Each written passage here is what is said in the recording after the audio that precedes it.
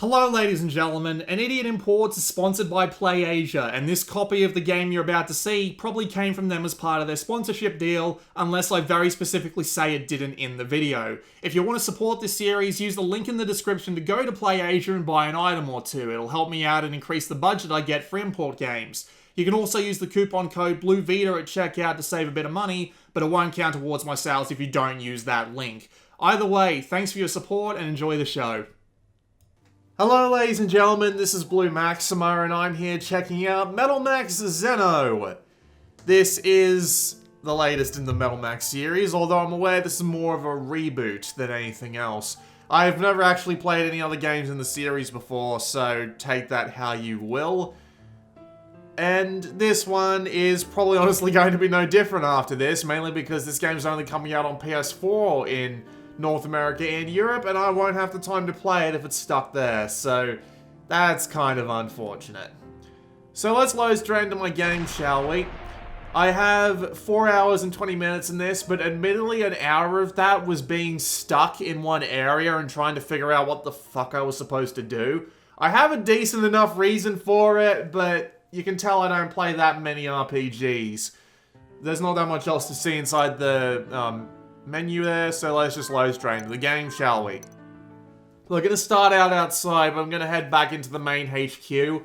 I haven't played too much of this. I would have liked to have given it some more time, but with 3 games coming out the day this video was supposed to be out, which is literally the day after I record it, and then I've got the bloody baseball game and Super Robot Wars coming early next week, I really can't afford to give this more time, and I've already got a rough idea of what it's going to be like, so I apologize if this isn't in-depth for enough of you. So, this is the main base. We can travel, fast travel pretty much anywhere we want, even when we're out in the field, which is a nice touch.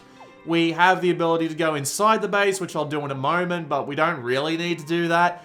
And you've got things such as the item shop over here, where you can go and buy some stuff.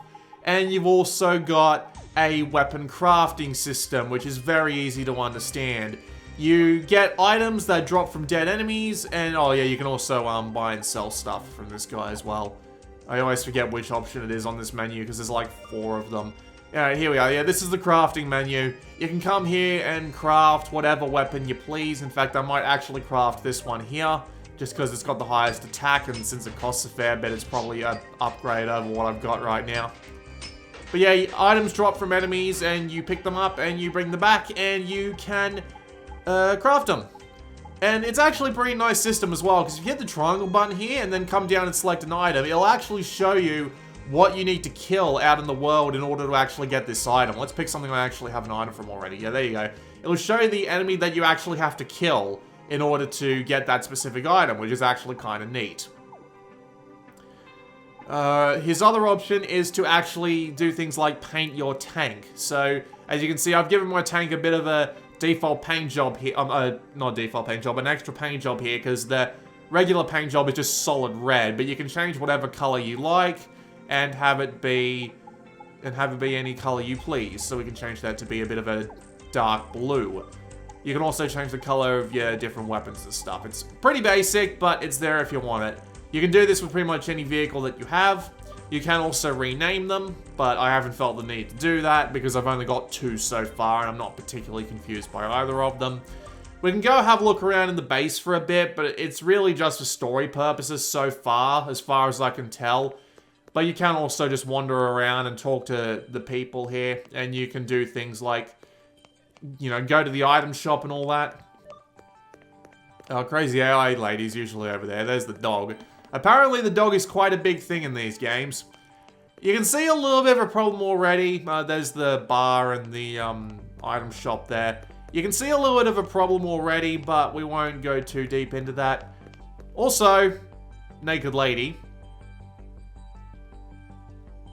Hey, down in front. Yeah, I knew that was going to happen. That's why I did it. But yeah, the game story doesn't make that much sense to me, mainly because, again, all in Japanese, and I haven't made the effort to translate all of it. I have translated the prologue sort of text crawl. Basic idea is, humanity made an AI in the 21st century. ironically named Noah, which basically went on to build a bunch of half tank, half monster creatures that it basically wiped out humanity with, and then Tokyo has basically been overtaken by a desert. And this is the desert, more or less.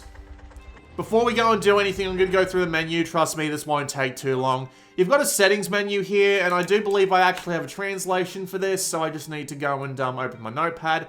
You have 3 different battle styles. One is turn-based, the second is real-time, but you get a bunch of messages to help slow down the flow, and C is real-time with no messages at all. So you can play the game at whatever pace you like. I've been keeping it turn-based because the game's battles are pretty quick anyway. You can also change both the battle camera and the battle speed. You can come here to change your message speed. Here's your sound settings. This lets you customize where stuff is in the menu, but I haven't changed that. This lets you customize your tool bag, and by tool bag, I'm pretty sure it means your belongings. I'm not entirely sure what all of these do. You have what your R and your L button do. I haven't changed them from the default. This is whether or not you have cursor memory for your main menu, your battle, and your other menus. And this is whether or not your camera is inverted along the X or the Y axis. Very simple. This is your bestiary combined with your item catalog and your character catalog. Pretty basic stuff. This is your war history, where you can see how many things you've killed and how much damage you've done, and what wanted creatures you've killed. Wanted creatures are basically this game's bosses. You can come here to change your characters from in their tanks to on foot. You don't want to do that while you're outside, and in the one dungeon that I've played, you can't take the tanks inside at the moment.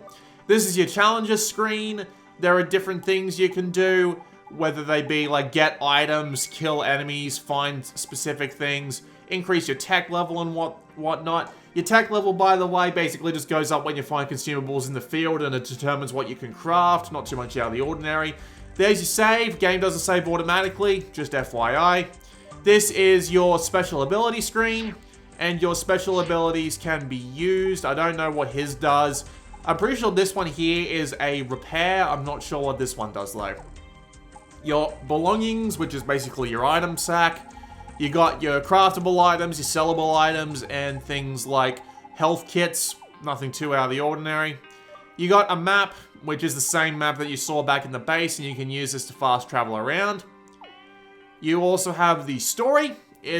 And by the story, I mean it's basically the goal that you have to do, although so far it's literally just been continue on through the linear desert. This is where you can come to check your party members and change their equipment. However, I can't actually change to that because someone else has already got that equipped. Equipment is pretty simple. You get 2 accessories: feet, gloves, armor, and head. Everybody gets that. And you can also come here to outfit your tanks. Your tanks are actually fairly different.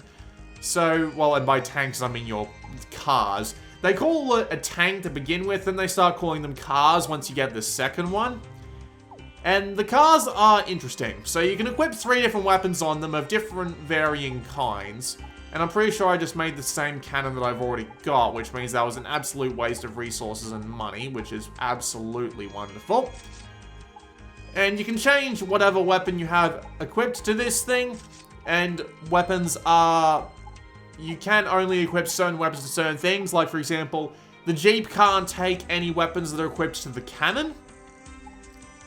And you also have a shield meter down the bottom there. You can see over on the right there that you've got a weight limit and you've got free weight. Now, the more weight that you have free, the more shield points you have on your tank. And basically, once your shield points run out, you can get attacked and your weapons will start to degrade. And then once your weapons are fully degraded, you will get forced out of the tank. And basically, you do not want to get forced out of a tank if you're fighting something in a tank-on-tank fight. You will get annihilated.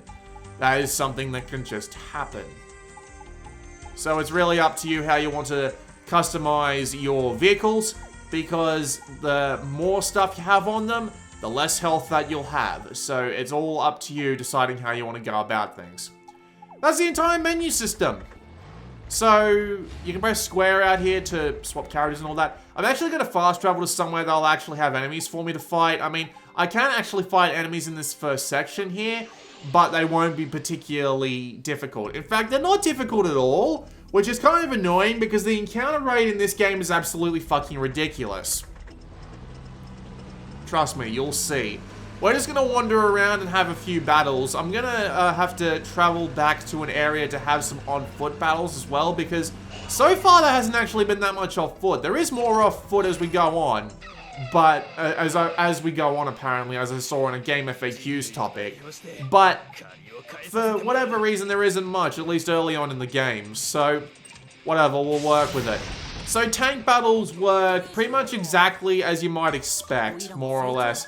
Outside of, you know, being forced out of your tank if it takes too much damage, there's really not that much different from your typical turn-based RPG battles. See, immediately get into another encounter. You can actually swap what weapon you fire at them with, which is nice, because it means that you can swap weapons like that. And I just got another challenge complete. I should show off what those challenges actually do, because I actually forgot to do that. So, you do challenges to get points. Oh, there it is. You do challenges to get points, and when you have enough of those points, you go down to this, and then you can use those points to get things like stat boosts. These stat boosts can be anything from your overall health, to your abilities with certain weapons, to your item drop rate. It's pretty simple stuff. Unfortunately, the level that you are in your character has no effect on your actual tank. So you do actually need to go and make different pieces for your tank. Fortunately, I couldn't even engage that thing while I was over the hill. The game does tell you to basically go and find a decent position to get your first shot off, but it really doesn't seem to matter where your position is, just as long as you actually get the shot off. Now, you see that the shooting thing there is yellow. If it goes orange, eventually you will end up getting attacked, right? Eventually you'll end up getting attacked, and you will lose the ability to get the first shot off. But other than that, you have basically nothing to worry about, because all the enemies so far have been bloody weaklings, and I'm not entirely sure what the deal is. It's very strange. Oh yeah, hey, resource. Cool. I don't know what the resources have to do with anything. I don't think the game's given me a tutorial on it. Oh, none of my weapons actually hit. What about his? Can he actually, no, he can't hit anything from this distance. That's why having the cannons are really useful, because you can get shots off before you're even in any effective range whatsoever, which is actually a pretty neat thing to be able to do. Wrong button. Back to the shooting mode. Okay, and fire that off. It hurt them, but it didn't kill them. Okay. So yeah, this is basically the entire game so far for me. It's mainly just been fighting these dudes off. More or less. I mean, there have been some wanted battles, and I will be able to go back and show you one of them now that I've actually got two people. I can actually stand a chance of winning that fight. But yeah, this is basically it. It's been surprisingly easy, which is really annoying, because when you get across the actual wanted monsters, they are really fucking hard. Like, seriously, the only reason I was able to get past the third wanted monster was because he got stuck on a corner, and I was able to actually just run around him and run the fuck away. That is literally the only reason I was able to, that's literally the only reason I was able to actually get any further in this game, because I literally just decided to avoid him, and for whatever fucking reason it worked. Yeah, the game is a bit weird like that. Hang on, I need to equip this, I think it was. Alright, so I'm going to go back, and we're going to go and see if I can find the other dude. But yeah, as you can see, the only reason why the combat in this game annoys me as much as it does is because the bloody random encounter rate is so high for no discernible reason whatsoever. And I cannot figure out for the life of me why they've decided to make it this high, but you're constantly running across dudes. At least it's good for finding resources to try and find better weapons, but other than that, it just seems to be rather... It just seems to be really high for no discernible reason, and I'm not entirely sure what the deal is. Alright, so I don't have the right weapon equipped. I need to figure out which weapon's the one with the bloody laser cannon on the front of it. Someone who knows Japanese will probably be able to tell me what weapon is the laser cannon. But I'm guessing it's this one, because it's the only one I haven't fired off yet. If you're wondering how you recover your resources, you just fast travel back to base and you go in, and that's how you pull it, and that's how you get all your resources back. It's really that simple, and I'm not going to be able to get away from these two, so I might as well just fire at them.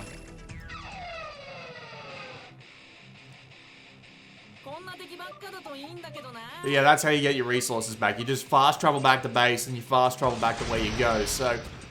Half the fights in this game, well, half the objectives in this game so far, at least, as I said, only been really 3 hours, if you don't count me being stuck for an hour trying to figure out how to get past a wanted monster. Most of it is literally just trying to get to the next checkpoint so that you can fast travel back, recover all your resources, and then do it again. In fact, I've spent most of the game only doing this by myself. You don't get your second person until you rescue the naked lady from the spiderwebs, which, trust me, makes more sense than it sounds like it does. But it still sounds a bit weird. It's just... I find it hard to get engaged with it. As I said, there's no story to actually really get engaged by, so all the combat has more or less been just this stuff with the tanks. And there are things like environmental resistances and shields to break and what have you, but I just find it to be a bit stereotypical JRPG. I appreciate the theme that they've got going on, like the gigantic destroyed desert that you have to wander across in your tank, and it actually does look nice, if a little bit generic on the visual design of things. But it's a nice looking and a nice sounding game too. They've done a good job with the soundtrack and all that. It doesn't feel like any effort was... it doesn't feel like they just lacked the effort to make it actually happen. It's a well-produced game. It's just, I find it quite dull so far. Because there's really nothing that much to see. Like, you can see here that this guy's weak to shock. So, let's use that 13mm cannon I got as a rare drop, and we'll see how it does. 55 damage. Yeah, that's the laser I was looking for. Okay. 13mm and 9mm. Just save ammo. There we go. Considering how many of these bloody fights that you have to do, it just gets really dull after a while having to go through them. Sure, you can avoid them if you like, but the game has this annoying tendency to just spawn them right in front of where you need to go a lot. And it's really frustrating when it does. Like, see, I have to go in this general direction, which means I have to make my best attempt to avoid them. And as I said, you have limited resources, so you have to... If you want to be fighting like a wanted monster, like you can see in the distance there in the oddly non-building shaped shadow, you have to avoid as many of these things as possible. Either that or just take damage to your shields. There are consumable items you can get, but I haven't been able to find one that can actually restore your shields yet, and it's really fucking strange.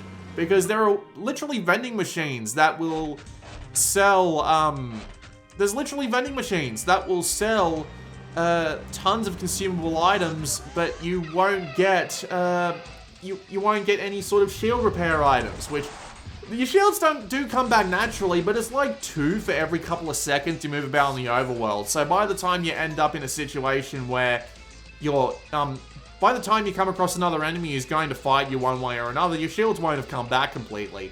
Anyway, this is a wanted enemy. Wanted enemies are interesting because they are basically just giant bosses, but they are also surprisingly annoying in the sense that they can be really fucking tough, and they can be really fucking annoying, because they have tons of health, and sometimes they have weird little things that you need to deal with, and it can get really frustrating when they do. Like, for example, this guy here has a shield which we have broken. Because thank God. Back when I only had one dude, I wasn't able to actually get his shield down before I could successfully beat him senseless. Thankfully, I have a mechanic as a character though, so hopefully, okay, we'll fire off the main cannon with him, and then we'll go and actually use one of his abilities. I believe, yeah, this one is the one that heals.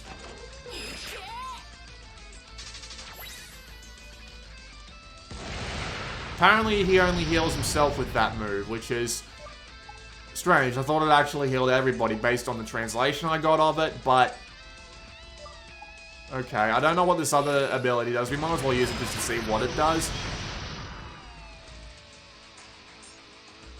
Well, whatever it did, he got fucked by it. Okay. Oh, hey, I actually got him. Cool. That fight was a lot harder when I only had one dude.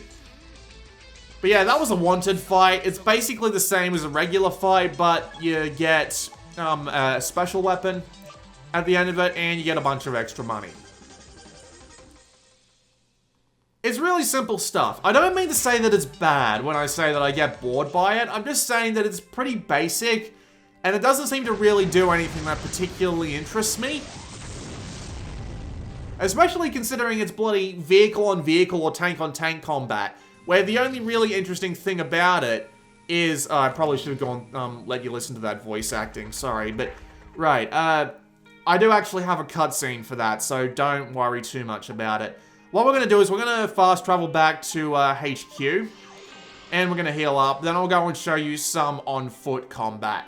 There won't be that much of it, but I'll show you just a little bit of it, because I only have one quote-unquote dungeon unlocked right now, and that one quote-unquote dungeon is like 2 minutes long. So, you know, don't get too disencouraged. I've heard via a GameFAQs topic on the matter that there are more on-foot parts, but yeah, for the most part in the early game at the very least, you are going to be, what's the word I'm looking for, in tanks all the time. So if I hit the L button, no, it's not the L button, it's the R button. If I hit the R button, I can get us all out of our tanks. And there we go. Strangely enough, our tanks are surprisingly small. Also, you can walk out here if you like, but I wouldn't recommend it because, as you saw in the Wanted fight, you can get wrecked by dudes that are out here. So we just wander on in here. And we get to a small dungeon. And it's basically the same thing as the overworld. There are some neat things about it, like if you hit the L button, just as an example, it actually, by default at least, is a walk. Auto walk. So for the bigger dungeons and stuff like that, you can just wander around. You can just press the L button and just let it carry you. Excuse me. Which is actually a pretty neat little thing, especially considering how big the environments are in this game, especially in the overworld. But again, here's the thing. It determines your direction based on the direction that you walked last, and not the direction that you are facing with like the camera. So you have to be manually controlling your direction anyway, and it's weird because say if you're automatically walking forward and then you say you tap to the right, it works absolutely fine in here, but when you're in the actual tank, it means that you will have to do just like a really long turnaround, and it just becomes basically uncontrollable, and you might as well just pop out of the auto drive, make sure you're in the direction you want to go, and then turn the auto drive on anyway. It's really weird. There are a couple of other neat things they do as well, like they highlight exactly where all of your item boxes are going to be. So you end up being able to just go to wherever you please to get whatever items you want and then just continue on. And it does actually work the same way out in the overworld, which makes sense, and I don't mind it, but at the same time, it'd be nice if the overworld was a bit more open so that you were free to explore and find stuff out there.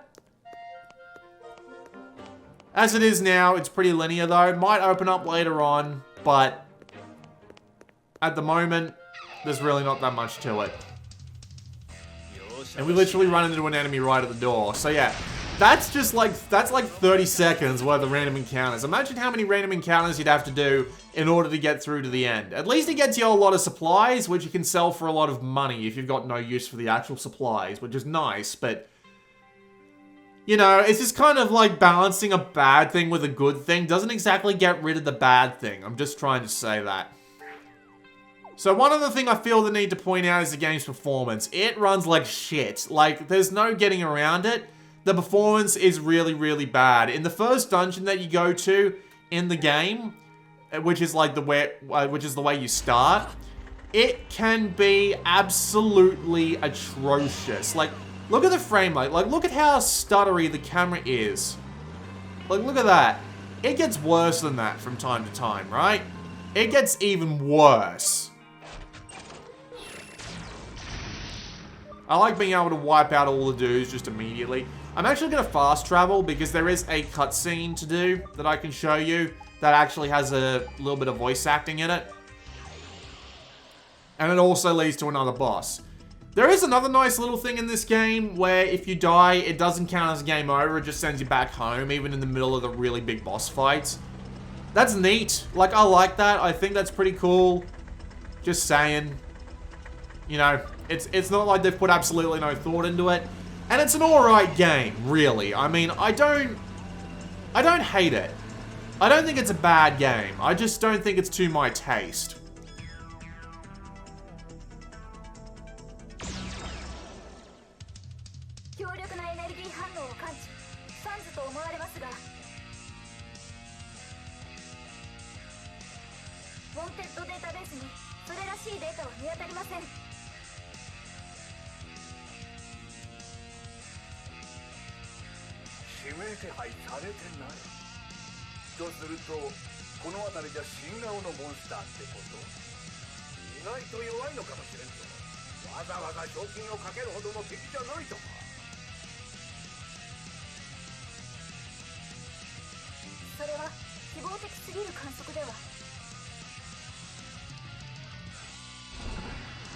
The voice acting is fine.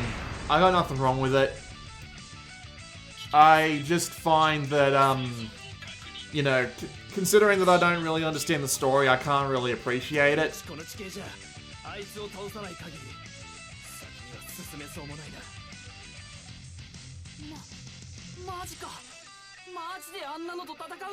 Alright, so yeah, this is another boss fight. It's not a wanted fight, I don't think, but it is actually a boss fight. Annoyingly enough, it'll actually tell you that once you die, it'll give you like a percentage of how likely you are to beat the monster if you try and fight it again, which is a really odd thing to do. Like, that's a surprisingly strange thing, and I don't know why they do it that way, but it's actually kind of neat for knowing exactly how long you've got left until you actually need to, until you're capable of beating it. But that does mean you have to go and upgrade your dudes from time to time, which can be surprisingly annoying. Because, trying to upgrade stuff, like, there's some weird stats going on in this game. You've got things like, oh, I shouldn't have done that. Oh, I think I took his defense down or something. But he paid me back for it in kind. Alright, let's just keep hitting him with the cannon. There are a lot of weird stats in this game. Like, there appear to be 2 different damage values, and there's some weird little attributes going on with each weapon. Like, there are lots of different kinds of weapons you can put on these tanks and stuff. It's really weird, is what I'm trying to say. It just feels strange.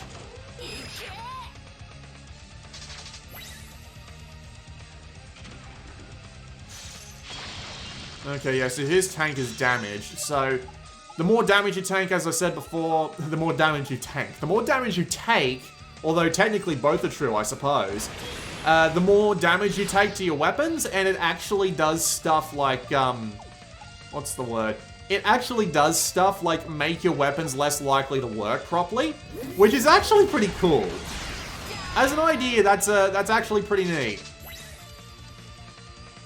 Okay, so that was probably a repair of his weapons, I think. You can also, as I said, you can get out on foot. You can't swap weapons in the middle. You can't swap, what's the word I'm looking for? You can't swap vehicles in the middle of a fight. So if you've got like a bunch of vehicles stacked up at home, you're not going to be able to swap between them. It's just a, yeah. It's just, you know, you and your 3 vehicles. There's no, nothing like getting into another vehicle. I have no idea how close I am to beating him, which is really annoying. There's nothing in the way of, nothing in the way of repairs and all that. I should be using more of my, special abilities. Oh, no, he's fucking dead. Right. Special ability. That one there is a get out on foot and wipe the floor with him ability, but that's the problem. Get out on foot and wipe the floor with him. It's really not great.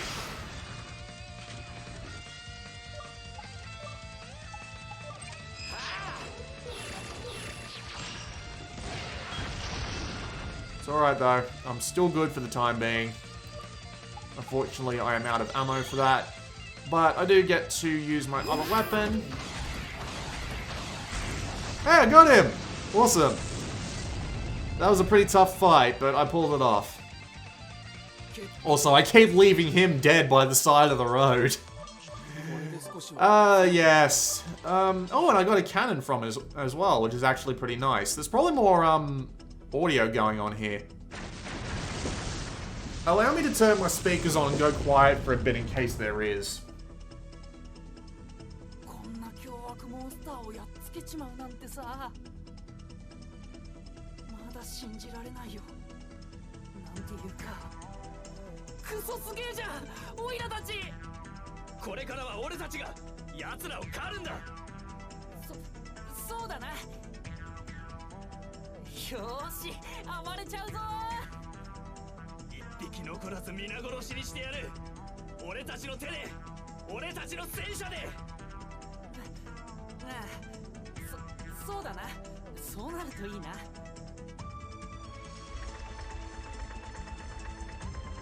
That's it? Okay, let me turn my speakers back off. Although we are pretty close to the end of this video. I've got nothing else to show you, more or less. You've seen pretty much everything there is so far in at least the first 3 hours. I'm pretty badly hurt, and I should probably immediately return back home, but yeah. So what are my overall thoughts? Well, it can be a bit confusing, and honestly, I'd recommend playing it in English, just so you don't get bloody confused about things like being able to literally just, like, avoid wanted enemies, because I spent an hour stuck up against one dude. I was upgrading everything I could. I had what appeared to be the most strongest weapons, but for whatever reason, I just couldn't beat this one dude, which is the wanted dude I actually beat earlier on in the video. And I couldn't beat him, so I literally just had to get him stuck in a corner and walk past him, and I was somehow able to beat the next wanted enemy, which was stronger than it, by myself. First time I tried, half-cocked, because I had a bunch of missing supplies, and I don't know how I managed to do it. But I get that might just because of me not really understanding what I'm doing, because I'm not playing this in, like, English. I was able to translate a bunch of stuff via Google Translate, because the game's text is actually really receptive to Google Translate on, like, an Android tablet or phone or whatever, so if you absolutely feel the need to play this game in the Japanese version because NISA aren't localizing the Vita version in North America, you can do it, and it's absolutely fine if you want to. The performance of this version is absolute crap half the time, but because it's a turn-based RPG, or at the very least you can play it as one, it's not going to be a massive deal, and the game will probably get, like, English guides later on because, you know, the game is coming out in English. So it's a lot like Attack on Titan. If you want to play Attack on Titan 2, I should say. If you want to play this on Vita, you're more than welcome to. And you can even use, like, the English language guides if you want to. We'll do a bit more on foot combat and I'll show you what an actual dungeon looks like. You can see on the map, though, that, you can see where all your encounter points are, where all the transition points to new areas are, where all your item boxes are, all that stuff, you know? And of course, it'll tell you exactly where you need to go in order to reach your next objective or what have you. So, I mean, it's playable and it'll work fine. I'm just not into it because the actual combat seems a bit too bare bones, at least at this point, and the encounter rate is annoying, and the general RPG side of things is just a little bit too standard JRPG for my personal tastes.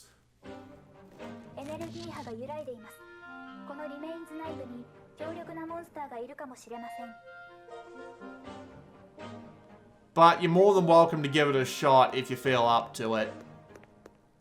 It's not bad. I'm just not that into it. Do I actually have a map down here? I do. And look at how far apart all those item crates are. I'm gonna get into a battle every 10 fucking seconds.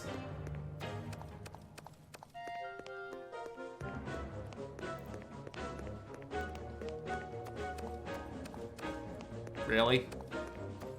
Usually you never get this far into a dungeon without running into something.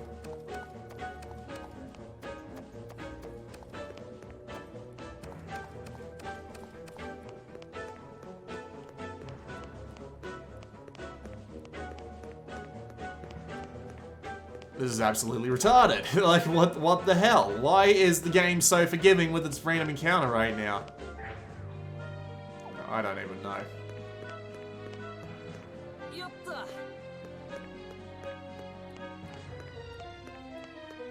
Alright, whatever. Back outside we go. We're pretty... Oh, as soon as I say back outside we go, that's when we run into 3... Ghostbusters? What the fuck? That's really strange.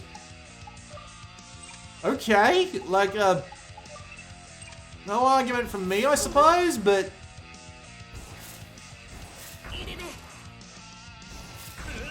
Wow, apparently none of us could hit anything. That's a bit weird. Easy done. 4 items, 1 cell, and like 3 materials.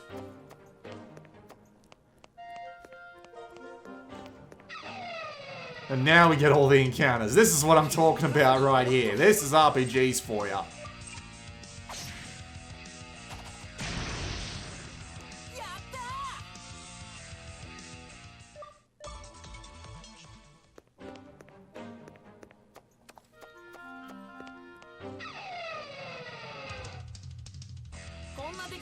We can also run away if we choose to. Which I tried to do and failed because, you know, JRPGs and all that crap.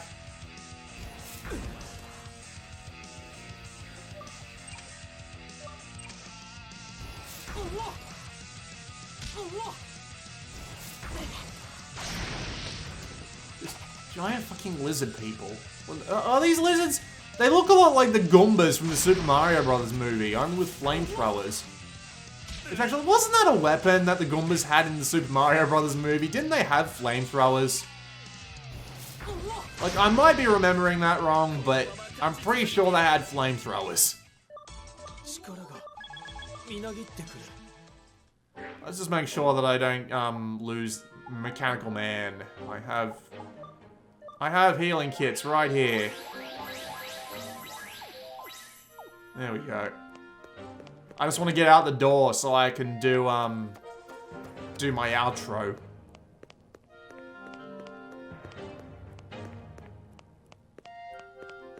Amazing. I got all the way in without running into someone. Then I couldn't get back without running into 3 different enemies. Like, seriously, that's what the encounter rate in this game is like, and it will drive you mad if you hate that sort of stuff. So, that was a quick look at Metal Max Xeno, at least the first 3 or so hours of it. It's not bad. Not really. I mean, it's not something that I'm personally into. It's just, you know, it's well produced, and I would have liked to have played it in English. English might have given me a better opinion on it, but right now, I just don't see myself playing this version much further than this. There's your fast travel point, by the way. I don't see myself playing this version much more, just because the combat is not my thing, and there's way too much of it, in all honesty. And just the general sameness of it, especially between the bloody tanks, which you would hope would be a little bit different outside of, like, taking the first shot. You'd hope that'd be at least a little bit different. But it's not, and that disappoints me. But it's not that bad, though. Really. And if you feel the need to play this version, combined with, like, maybe an English guide, and, you know, just the game's general friendliness outside of, you know, like, needing to do a bit of grinding and a bit of weapon experimentation, which is going to take you a while, to actually get weapons that'll help you out. and all of that stuff. If you're willing to go through all of that, then you'll probably be fine, and you'll probably be good to import this one. Me personally, I just won't be checking it out much further than this. So, there you go. I'm just gonna make a save here. This will be the 5-hour mark. Pretty close to it. Alright. Also, that prompt there is go back to the title screen. So, if you don't save and then accidentally hit that prompt, you're fucked. So, yeah. It's not bad, not my thing, but if you want to import it, go ahead. It's probably friendly enough. This has been Blue Maxima, and I will see you all next time.